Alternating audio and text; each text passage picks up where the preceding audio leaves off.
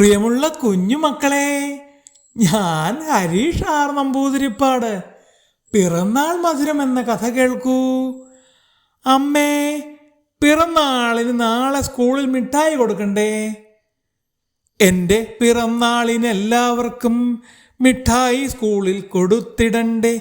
നല്ല മിഠായികൾ തന്നെ നോക്കി വാങ്ങണം അമ്മേ, മറന്നിടാതെ. ചിന്നുമുയൽ അമ്മയോട് പറഞ്ഞു.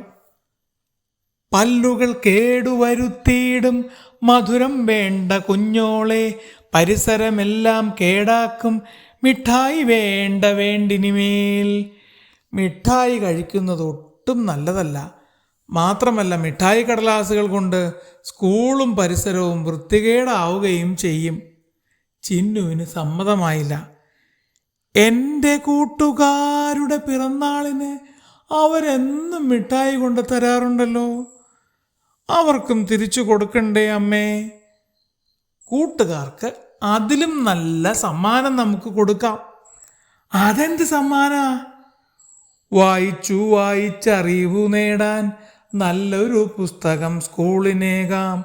ആഹ്ലാദമുള്ളതാം വായനയിൽ ആനന്ദിച്ചിടട്ടെ കുഞ്ഞുമക്കൾ. അറിവും ആഹ്ലാദവും നൽകുന്ന പുസ്തകങ്ങൾ ക്ലാസ് ലൈബ്രറിയിലേക്ക് കൊടുക്കാം. അപ്പോഴത് എന്നെന്നും ഒരു മുതൽക്കൂട്ടായി ക്ലാസ്സിൽ സൂക്ഷിക്കാനും കുട്ടികൾക്ക് വായിച്ച് രസിക്കാനും സാധിക്കും. ചിന്നുവിന് തീരെ സമ്മതമായില്ല.